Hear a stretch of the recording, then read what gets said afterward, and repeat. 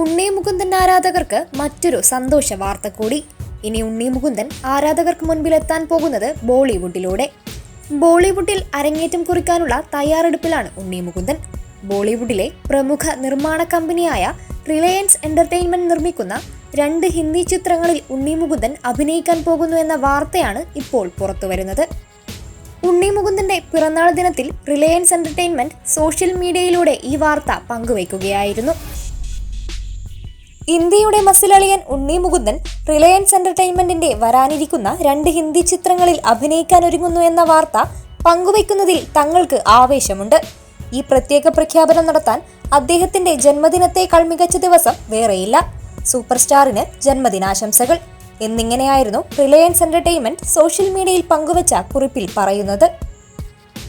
Marco എന്ന വമ്പൻ ചിത്രത്തിന് ശേഷം ഇന്ത്യയിലുടനീളം ശ്രദ്ധിക്കപ്പെട്ട നടനാണ് ഉണ്ണി മുകുന്ദൻ. അദ്ദേഹത്തിന്റെ സിനിമാ കരിയറിലെ ഏറ്റവും വഴിത്തിരിവായ ചിത്രം കൂടിയായിരുന്നു മാർക്കോ.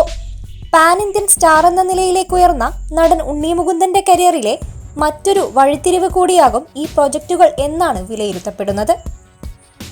കുറച്ചു ദിവസങ്ങൾക്ക് മുൻപായിരുന്നു ക്രാന്തി കുമാർ CH സംവിധാനം ചെയ്യുന്ന പ്രധാനമന്ത്രി നരേന്ദ്രമോദിയുടെ ജീവിതത്തെ ആസ്പദമാക്കിയുള്ള ചിത്രത്തിൽ ഉണ്ണി മുകുന്ദൻ നരേന്ദ്രമോദിയായി അഭിനയിക്കുന്നു എന്ന വാർത്ത വന്നിരുന്നത്.